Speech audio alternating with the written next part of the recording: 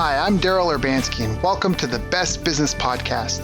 My mission is to help create 200 new multi-millionaire business owners. How? You'll do better when you know better. In my interviews, you'll hear from self-made millionaires, seven-figure business owners, authors, and world-class experts sharing how they did it so you can too without experiencing the same obstacles they did. When your life and your business grow as a result of what you're about to discover, please call me and tell me about it. The number to leave a voicemail is 1-888-844-GROW. That's 1-888-844-4769. Long distance charges may apply.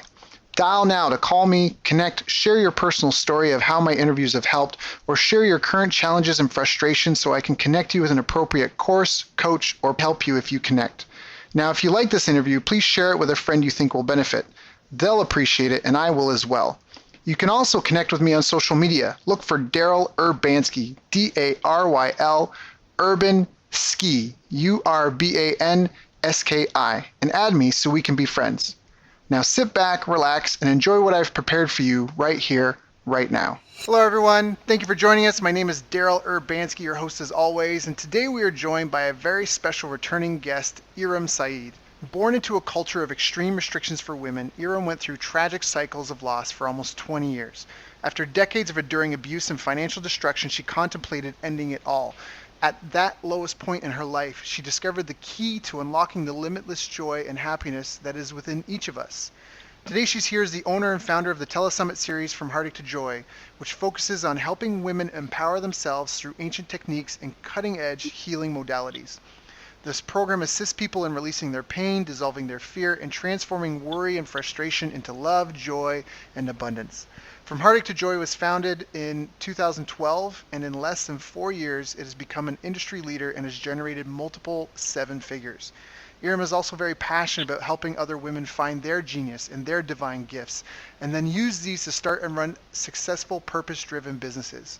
So I've asked Eram to come back and join us here today to share what she's learned coming from the U.S. as a Muslim female immigrant with very little to starting, growing, and operating a multiple seven-figure Telesummit empire and helping other women grow their own business as well. So Eram, thank you so much for joining us. How are you doing, my friend? I am wonderful. Thank you so much for having me again, Daryl. It's always great to talk to you. I know. It's felt good for the soul just to catch up before the call started here. So I know it's been a while. Absolutely. So now, let's talk a little bit about, this is your second interview, so for people listening in, if they really like this, of course, they can check out FromHeartacheToJoy.com, and they can also go check out our previous interview with Eram. But let's talk a little bit about your background. So do you have any formal, business training? Did you go to get an MBA? Did your family give you any trade secrets? Is there any of that kind of to give you an edge? No, as I talked in the last interview, actually, I was raised in Pakistan, and at that time, it's still kind of the same way, but it's improved a lot. But especially in the 70s and 80s, when I grew up, girls really didn't pursue any careers, and especially in my family, that was considered something useless for a girl to actually pursue a professional degree. So even though I was smarter than my brothers, I got better grades, when it came time for me after my college, which is year 14 and, according to the U.S. education system. After that, when I wanted to, actually I'd completed my bachelor's, but I wanted to do an MBA. That's when my parents said, no, you've done, 14 years, you've done bachelor's, you don't need to do more, you need to get married now. So I never did get a professional degree in business, although I really wanted to. And then life happened. I had to survive on my own after my second divorce and had to learn how to really create my own business, and the rest is history. Now, I love that because a lot of people, you've done so well, and you're such a leader to other females, and you're just a leader in the business industry in general. But I love that because you hear that over and over and over again. Sometimes a lot of the people that come from and it's not to say that education is bad in any way, it's amazing, but that wasn't, that's not the only way, we should say, to figuring out this game. So what were some of the biggest challenges for you when you finally did start, blazing your own trail? So it's a catch-22, right? It's like some of the things that because I didn't go to an education system, quote unquote, so I wasn't taught some of the do's and the don'ts. And that can go both ways, right? So a lot of times I really love this saying, what you think you know is actually holding you back. So I didn't know anything. I was just really out there trying different things. I didn't know what the failure rate of new businesses was in the industry. So I just went and I created something and thought it was going to work, and it did work. As you know, Daryl, that when I launched my first telesummit, that was after my second divorce. I had been in a job, had been in the lending profession before that for almost 10 years. And that was over. That was in 2009. So all the banks were shut down. Nobody was lending anymore. So I had no career. I had actually filed for bankruptcy. And, of course, I was going through my divorce, and 2 or 3 lawsuits at the same time, that the bankruptcy case, the divorce case, plus my attorneys had sued me for lack of payment. So you name it, I was going through it. And at that time, I launched my telesummit business. And I was very hopeful that it was going to succeed, and it did succeed. It was launched in summer of 2012, and within 18 months, the business had crossed 7 figures in revenues. And little did I know at that time that failure rate of telesummits in this industry was over 95%. So only, a handful of telesummits would succeed. Thank God I didn't know that, right? Yeah. Because that might have affected my belief system. I had no clue. I just went ahead and did it, and I was passionate about it. So it succeeded, and it grew every year since then. That's awesome. So now, why do you think you were in the 3% or so that succeeded? Like, what was different? Well, I really didn't. Failure was not an option for me. I truly believe that was one of the most important and probably the key factor, because, as you and I both know, we've studied a lot of teachers and gurus that teach success. And one of the things they teach is this absolute commitment, like not taking no for an answer. And my circumstances had dictated that. I literally had invested my bottom dollar on this coaching course that would teach me how to create and launch a telesummit. The course was 6 months long. I had only 3 weeks because I really didn't have any funds after that to pay for my monthly expenses. And I was a single mom of 2 lovely daughters. So I had no choice but to succeed. So I gave it my all. I remember, Daryl, I disconnected from all of my friends because there were a lot of people that were the naysayers, right? They're well-wishers, but they were like, what? You're going to spend how much money? And that's pretty much all the money you have? And you're going to do what? What is a telesummit? So you're going to interview people and you're going to make money? So they were very sane-minded, what you would even call they were talking about logic and how many people have done this, and are you kidding me? If people could do this and make money doing what you are saying that you will do, don't you think everybody would be doing it? Yeah. All those things really bring you down, and they mess with your mindset. So what I did, luckily at that time I had already gotten, I knew something about the law of attraction and how to make things work and how to keep your energy high. So I basically disconnected from all family and friends. Didn't really tell anybody what I was doing. Maybe just 1 or 2 friends knew. And I said, I'm going to be completely disconnected. I won't be answering phone calls, emails. And I basically, round the clock, I was consuming the content and the information about how to create telesummits, the technology aspect of things, and I just implementing, making things happen. And this was, like I said, a 6-month course. The minimum they gave us was at best case scenario, you might be able to launch in 3 months. And I launched it in 3 weeks. Right. It was never done before. I don't think anybody ever did that again. Yeah. But it was really this crazy energy that would not let me go, and I wouldn't let it go. And like I said, failure just was not an option. Absolute 110% commitment. But yes, that's fantastic. No problem. Failing to commit. Now, one of my favorite quotes when you're saying this was, what did I write down? You say failure from it was an option. Oh, I forget now because of the alarm. But anyways, so you had no other option. You dove in. You really committed to making it work.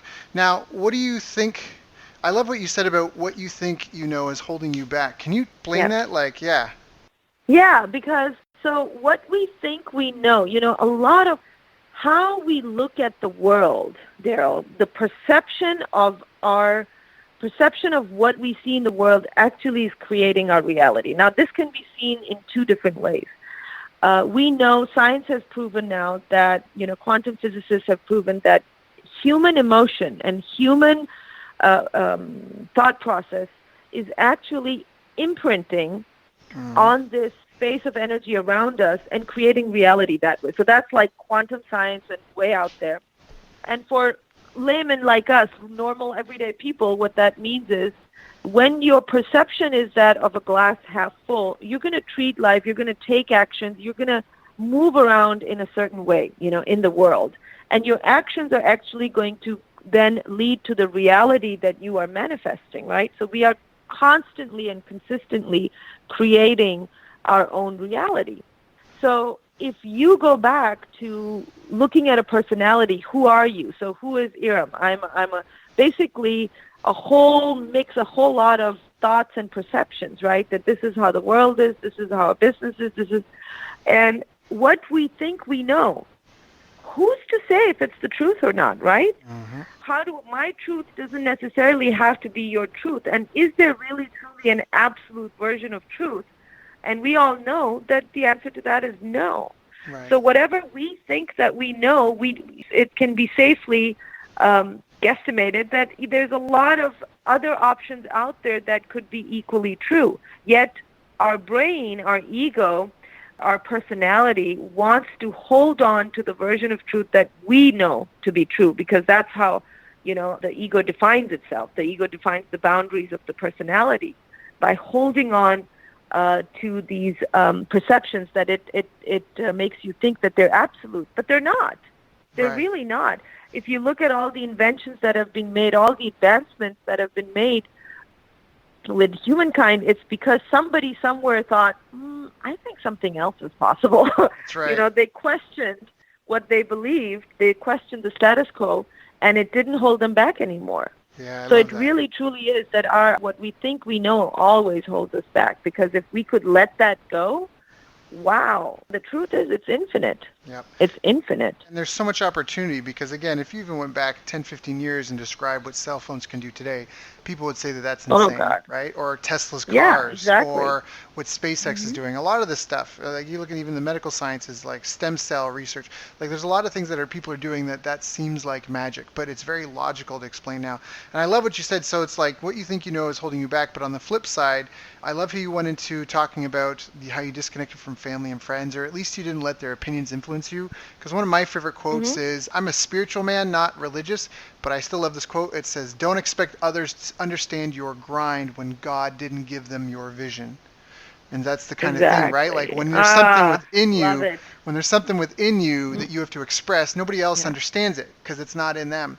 So I love that. Yeah. And Yeah, you had a absolutely. I love passion it. for telesummits, right? Like in the beginning, you were already passionate about the subject matter. Is that enabled you, or did you Yes. develop a passion? No, it was definitely a passion, and that's actually something. It's very interesting how that whole journey has become something I teach now. At that time, I had learned, having been through such a dark night of the soul, as I mentioned, I was, going through the divorce and a complete destruction of life as I knew it. My career was over, everything was over, and it's really like a rebirth, and it is truly the dark night of the soul, and the death of an ego personality is very, very scary. And the only thing, and it was sheer confusion, right? Like you think, I'm a good person. I don't really try to hurt anyone. I don't deliberately do anything wrong or anything bad. Why does this keep happening to me? Because this was not the first cycle of destruction that I was going through. And the only thing that kept me going were these positive messages that I had gotten connected to, which are called telesummits. So they're kind of like these shows online where the host invites different people, and they're talking about spirituality, they're talking about consciousness, and all these messages were not just positive messages, but there were also messages of hope, because I could kind of begin to understand that, okay, I can make some sense out of why I'm going through what I've been going through, and how not to go through it again. And I was already implementing some of that stuff. The law of attraction was something that really fascinated me at that time. And I was beginning to manifest, and I was like, okay, I understand this. Okay, my perception is creating my reality. I have to work on my perception. And life was beginning to shift. So I was passionate about sharing that message with others that were in similar situations like I had been, and were feeling equally confused and not knowing where to turn to. So just like somebody who discovered something for the first time, and they think that by having, experienced it for a year or so, now they've mastered it, right? That's like, yeah, I know about this. I wanted to just, be at the top of a mountain and scream it to everybody. Little did I know, of course, that I had only scratched the surface, but I was very excited and passionate about like sharing that. Whoever would hear me, I used to talk about it. I would drive people crazy. Like, oh my God, did you know about this? There's something called the law of attraction. And I really made people sick of me. But yeah, the Telesummit gave me a perfect opportunity, because it's like, what? I can talk about this and there would be thousands of people listening to me and I would get paid to do that? Are you kidding me? Right. Wow, sign me up. And so I did that, and and it's been 7 years, going on 8th year now. That's fantastic. And so how does someone listening to this that says, like, they love your story and they want to have their own passion or genius-driven business, how do we find our passion? So this is a very interesting thing, Daryl, because there's a lot of stuff out there that teaches you, if you follow your passion, just follow your passion, the money will come. And people sometimes do it and money doesn't come, right? And they get very dejected and they get very confused. There's a lot of confusion about purpose, where people think, okay, purpose needs to be something very serious. It should be very heavy. It should be sacred. You definitely should not be charging money. If you are doing the divine, the work of the divine, if you surrender to the divine, you should definitely not be charging money, or you should be, so there's a lot of confusion around purpose, passion, and how to monetize your passion, or is it okay? And then what about some of the stuff that we're actually good at? So in my life, what I discovered that really confused me was that there were these things that were my passions, but they changed. Like at one point, I was really passionate about sharing the message about the law of attraction. Now I'm not, because I know law of attraction is simply the beginning of the conversation, right? It's just the start of the journey. So I'm not really passionate about that anymore. So what happened? It's like, well, aren't your passions supposed to remain the same? The answer is no. Passion is stuff that gets you really excited. You're passionate about it right now. This is where you kind of lose track of time. But know that they will change, because those are clues from your soul that this is it's like your internal GPS system, right? It's like, okay, getting warmer, really hot now, you're on the right track. And then if you get away, it's like, I'm not enjoying it, not feeling passionate, I'm really off track. So that's like the internal GPS system. But the passion, and this was a very interesting thing for me, passion might be a clue that leads you to your purpose, but it doesn't have to be your purpose. And that's where things become really confusing, because let me know if this sounds true for you, Daryl, and because this was how it was for me. So there were things that I was passionate about, like talking about the law of attraction and talking about that stuff and about the energy healing stuff. And I was also passionate about helping domestic violence victims and helping them heal. But at the same time, there were things that I was really good at. Like, I'm really good at sales and marketing. I'm a good salesperson, as you know, hopefully. Having worked with me, I'm very creative. I love creating new business ideas. So this is what I'm really good at. And then there's stuff that people would pay me for, right? It doesn't necessarily, the stuff I was passionate about, for example, helping the domestic violence victims, nobody was going to pay me for that. I was just volunteering. And I couldn't really get paid for that. And then there's another piece, which You are born with a gift, and the world really needs it. So by the world, it could be the people around you, your family or your community. You know that they need it, and you have it. You have a gift or a skill that helps people. So you're kind of like jumping, okay, there's this quadrant, this is what I love doing. Okay, here is what I get paid for. And then here's another thing that I'm really good at. This is like my skill set. And then here's something that the world needs. So where the heck is my purpose in all of this, right? Like, and you become confused and you become kind of dejected because you feel like something is wrong with you. Something is broken because you should be able to figure out your purpose. That's what the gurus tells us.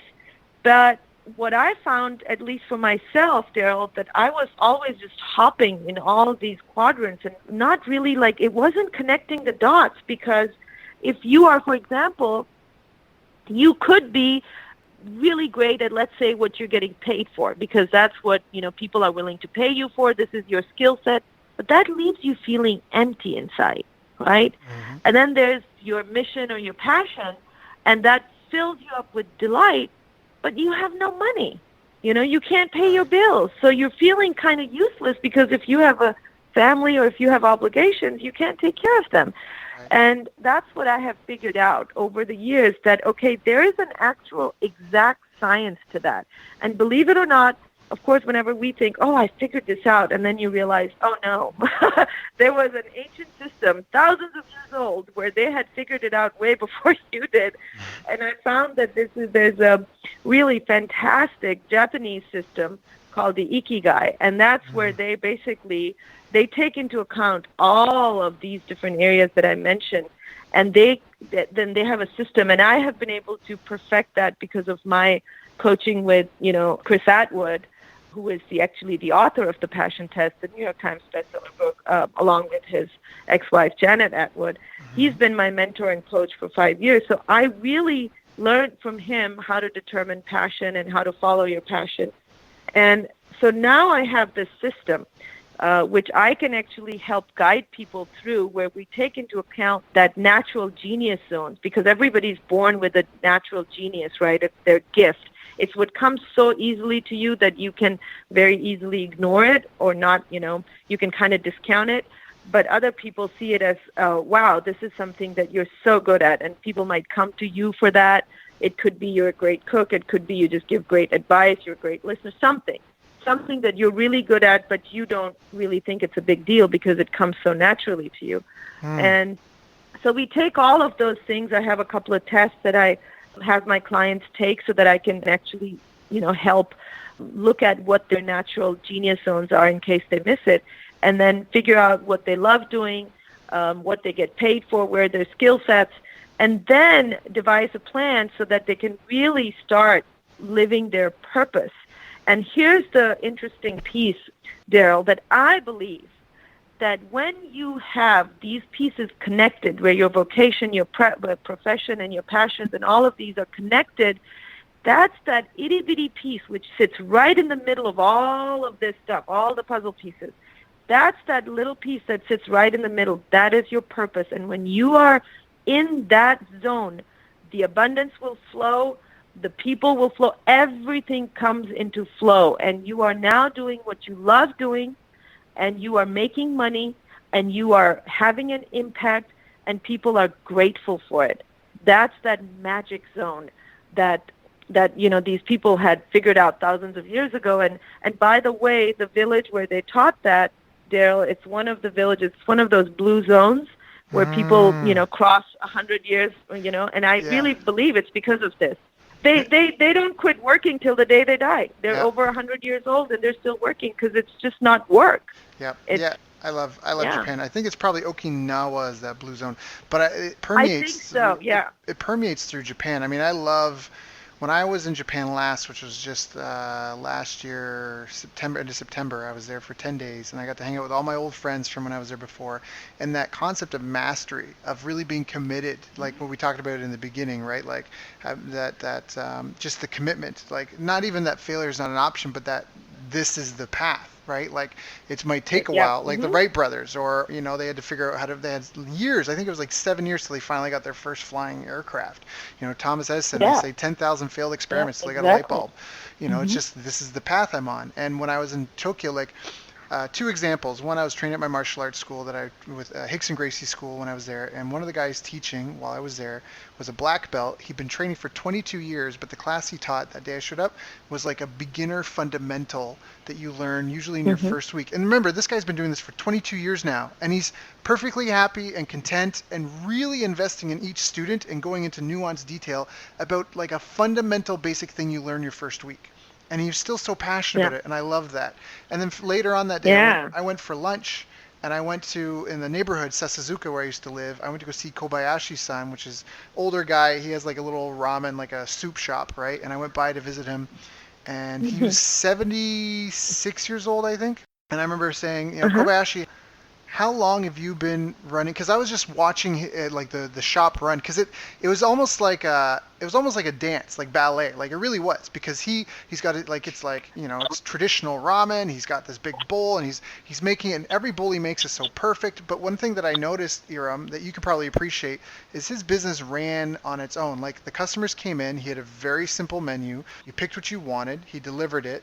Everybody ate their food, and this was the part that got me interested, was that the customers cleaned up their own table, took the dishes to the sink, Hmm. they paid their own Hmm. bill and made their own change and left.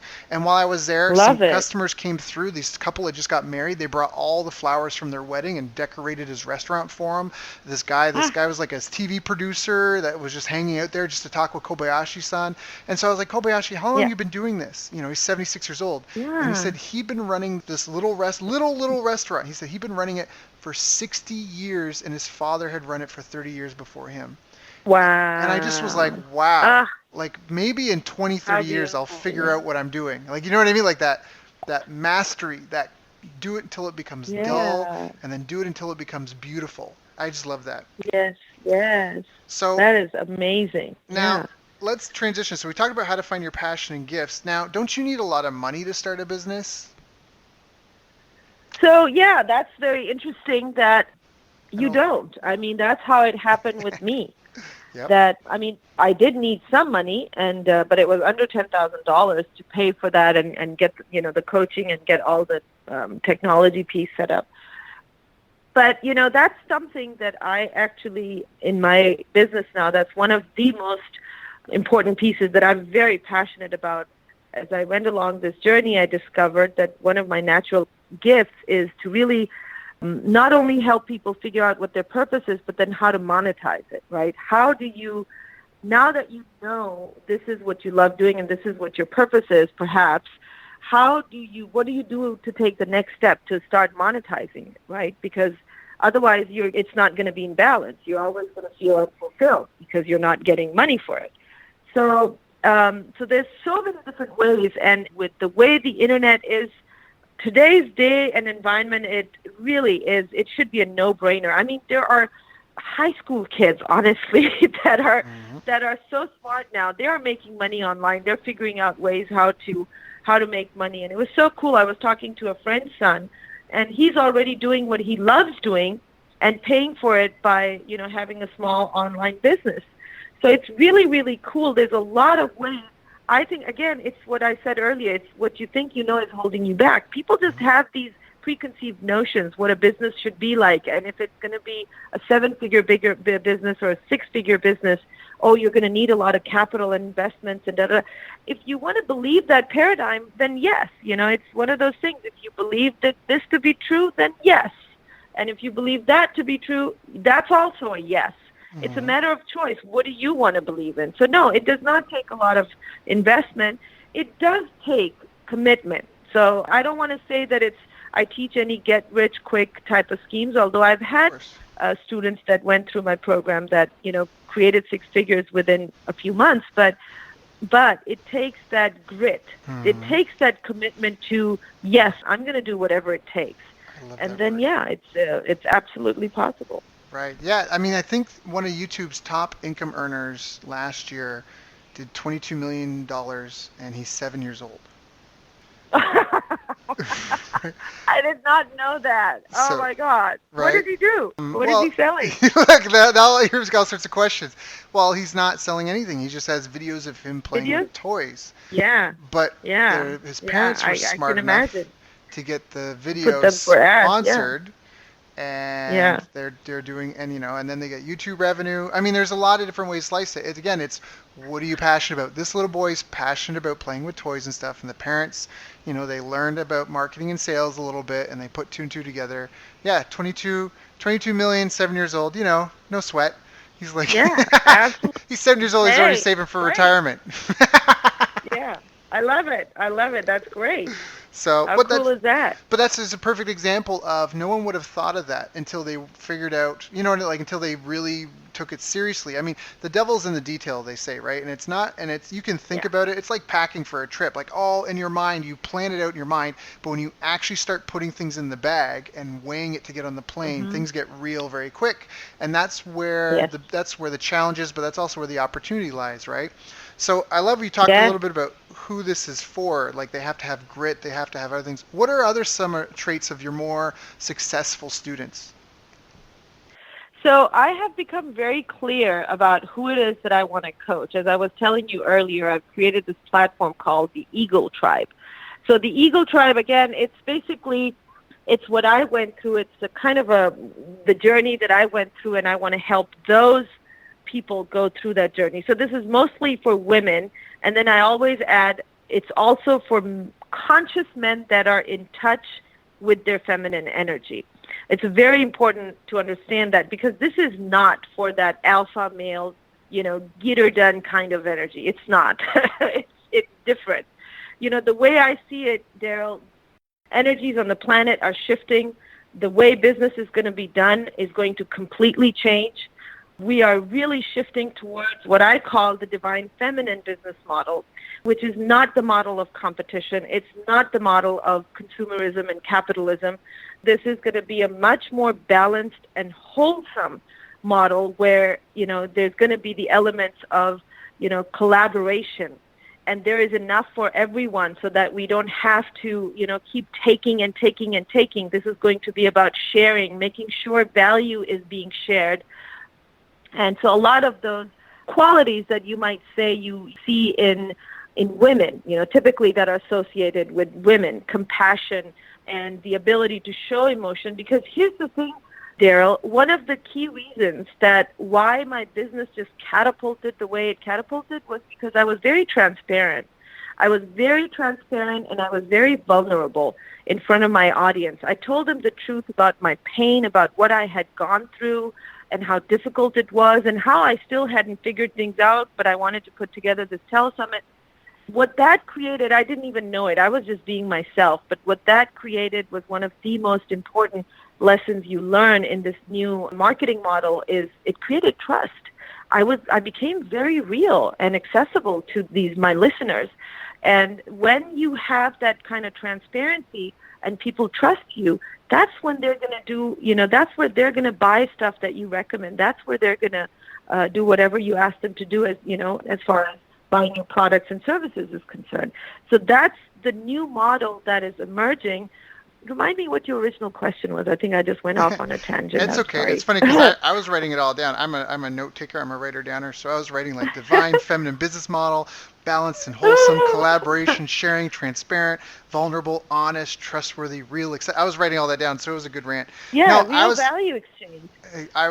Right. Well, that's what business is about, right? Helping each other. And we really are coming out of this old mentality where the only way to have more, as far as our evolution, was to take someone else's. That's where colonization comes from. Yeah, We have all these yeah. tariffs. That's why there's first and third world. There's no second world, because the first world stands on the third world, right? And the debt of the third world. Exactly. And so that's what it Well, used to and be.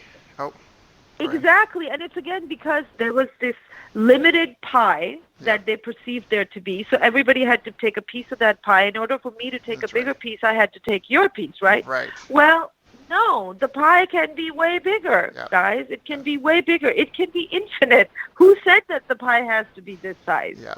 The And- pie can be as big as the universe. And some of the biggest and most successful entrepreneurs in the world today, right now, are the ones that are focused on having a smaller percent of that pie, but making the pie bigger. Maybe they have 5% of the pie, but their goal is to Agreed. only have Mhm. 1% of that pie, Deeper, way but deeper. make the Yeah. pie bigger. Yeah, 100%. Yes, Now, my exactly. question was, what are some of the like the habits and the personality traits of your Oh more yeah, yeah, successful yeah. students? Yeah, all The good. Eagle tribe. Yeah. Yeah, who is part of the Eagle tribe? Yeah. So this is some of this is going to resonate so much with your listeners if they're part of the Eagle tribe. This is where if you have felt that you were this outsider, this kind of like an outcast. That's the word that when I first heard that described from an outcast to a superhero, it brought tears to my eyes because I always felt like an outcast growing up, later on, because I was different. I knew I was different and I could never fit in. Mm. So it's that kind of a woman, especially a woman, but like I said, conscious men also, but they know they are a leader. They were born for some kind of a leadership role. And they've just always felt like an outsider. They've felt this deep need to fit in, but they've never been able to fit in. It's like they feel like they're a phony amongst all these people because they're pretending to be somebody they're not. Or they might have already gotten so tired of pretending they're ready to be who they are, but they just really don't know because, again, that whole purpose and passion piece is not figured out. So some of them are already kind of, they may have created businesses around their purpose and they want to take it to the next level and they're frustrated because they don't know how to do that. Some of my clients are still at the very early stages where they know they are that, they're still in that outcast kind of a situation and they want to get to that superhero piece because they know they've got gifts that can impact the world, but they just don't know how to take it to that level. But they know that they're here to have an impact and they connect very deeply with this message that you have to live a life.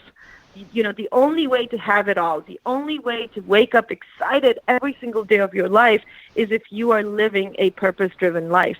And that really, really resonates with them. Mm. If I said, that I can teach you how to live a life where you've got, great houses, great cars, and, houses in different parts of the world, and that message would appeal to a different kind of a personality, and that's not the personality that's part of my tribe. Now, having said that, as you know, Daryl, the kind of success, God has bestowed upon me has been wonderful. I have all kinds of, financial freedoms Mm-hmm. and stuff, and I'm very, very grateful for that.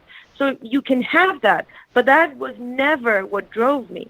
What drove me was to be on purpose and to, interestingly, for me, making a lot of money was part of my passion as well. And I Mm-hmm. later on understood it was because if I couldn't figure it out for myself, how could I teach it to others, right? Mm-hmm. It's like Mm-hmm. if I couldn't figure out how to make, seven figures and multiple seven figures, how can I then turn around and teach it to others? So that was a part of my passion, which is not actually purpose. And I realize that now because I'm not very passionate about taking on projects that have a high ticket item attached to that, although that still excites me. But I will still, I will even take on projects that may not make any money, but Mm-hmm. I'm passionate about them, so I'll Mm-hmm. do it. So that's the characteristics of this Eagle tribe. They are leaders, they know they're leaders, and they want to really step into that leadership role so that they can enjoy that true gift of purpose and also have an impact. And so, if anyone's heard that and they feel like that's describing them, where do they go to kind of connect with you and your people and spread fly? Well, the best way is to go to theeagletribe.com and they can connect with us there. If they want to email right now, our support email is really still with From Heartache to Joy, which is support at fromheartachetojoy.com. And I guess they could message you. You can always forward the Yeah, message to yeah, me. that's That right. would be another really good way. But yeah, the eagletribe.com is, they can also find the Eagle Tribe on Facebook. Good, good. And I've known Eram for years. A lot of my listeners know that I would say about 90% of my guests people that I kind of either done business with in some way, shape, or form, or I've known them a long time. So, I mean, I have nothing but confidence in Eram. I know I've worked with you closely. I see how you do Thank business. you. I've seen you, we've seen each other in good times and bad. And I Yes. just, yeah, I Yeah. wholly recommend anyone that feels that they might benefit from that to definitely get in touch. And I especially love what you just talked about when you're describing the type of person, how they're like the outcast from superhero.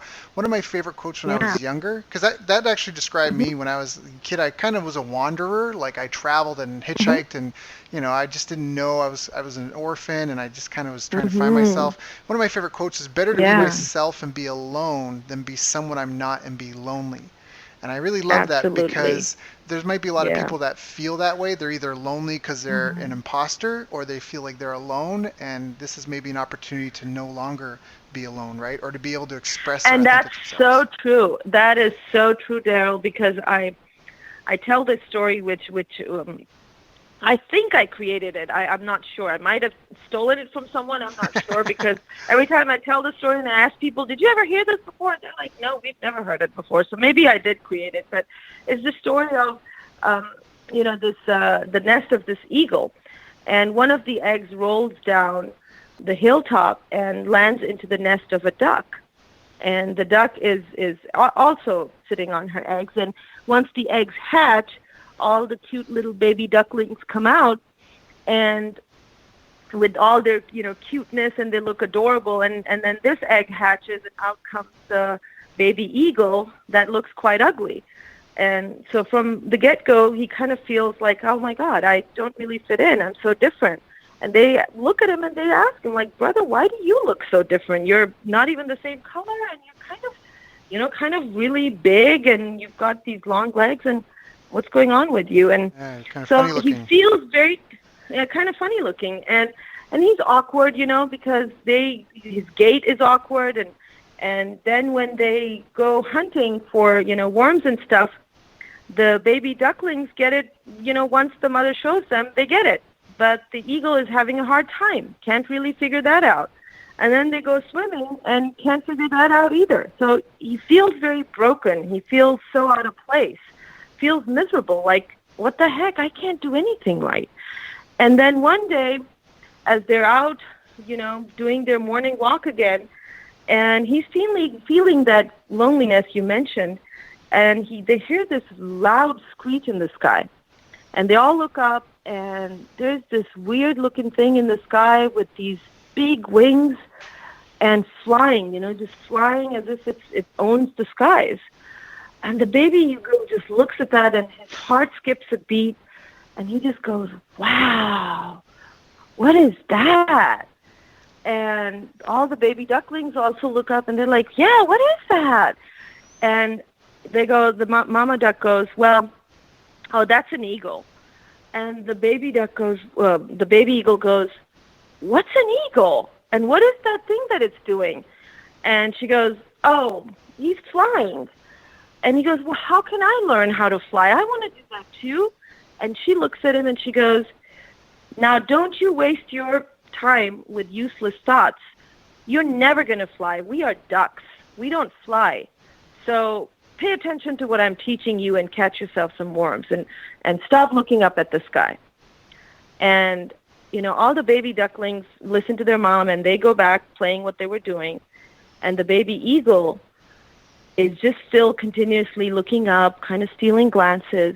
His heart is still beating so much with excitement. And then I end the story there, Daryl, because everybody wants to know, what's the end? What's the end? Does the baby eagle discover that it's actually an eagle? Well, that's up to you, right? Mm. That's up to you. You decide. Are you ready to discover that you're an eagle? Or are you going to continue to be an imposter among the baby ducklings? Nothing wrong with that. They're very cute. It's okay.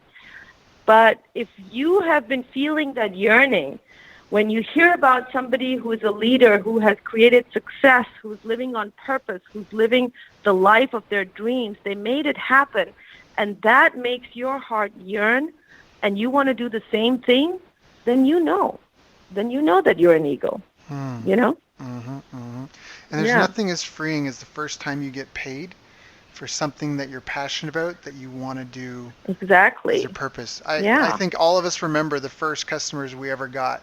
You probably, right? You probably remember the first name, like the names Mhm. of your first few Mhm. sales, because it's just such an Yeah. empowering thing. Yeah. You suddenly feel like you have better control of your life. You feel less like a victim. You feel more in control. You feel more like you're able to have an impact and an effect on the world. And it Mhm. totally changes your perspective. I remember once when I had that It experience, I was does. driving and I felt like I was a snake that had, one of the first times I got paid for doing something that was my passion and like in line with my purpose. I felt like I was a snake that had shed its skin, and I felt this beam of light Mm. in my core. I really did. It was a very visceral experience for me. So for any, Beautiful. for anyone here that's, again, if any of this has resonated with them, go check out the eagletribe.com. You can also email support at fromheartache to joy.com. You can also contact us. Eram, I want to be respectful of your time. Is there anything I didn't ask you that I should have asked you? No, I think we covered it quite well. Thank Hmm. you so much. This was so much fun, Daryl. It's always so much fun to talk to you. I know. I miss our weekly conversation. So hopefully I we'll be in touch again know. soon. Thank you so much for coming back and sharing with our audience. Iram, it's always a blessing and a joy when It's we always talk. such an honor. I know. So Thank thank you you, so Daryl. much. Such an honor. Thank you so much. Lots of love to you and your listeners. You've reached the end of our interview. Now, first, let me thank you for listening. I appreciate and respect you more than you'll ever know. And now I'd like to ask you a couple of questions. First, what 3 lessons did you just learn? What 3 aha moments just jumped out at you? Second, what can you implement for yourself and your business in the next 24 hours? Third, what can you give to someone else to help you with, or give to them to just do it for you? Whatever it is, remember taking action is the secret sauce to results. Now, if you think this interview would be helpful for a friend, please give them a link to it. It'll help them and it'll help me too. I'd also like to invite you to help me find out more about the challenges you're facing, your dreams, your goals, and how I can help you overcome what's holding you back. We both do better when we know better, and your success is my success. So please reach out and interact. You can visit our website, bestbusinesscoach.ca for Canada or California, where I'm from and where I'm living. You're welcome to also try out one of our paid programs. You can find us on YouTube, Facebook, and pretty much every other social media channel you can think of. You should also subscribe to the podcast, and if you're enjoying them, please leave us a nice review. It really helps. That's all for now. Once again, thank you. Take care of yourself, and remember, the world needs the best business you can build. And I believe in you.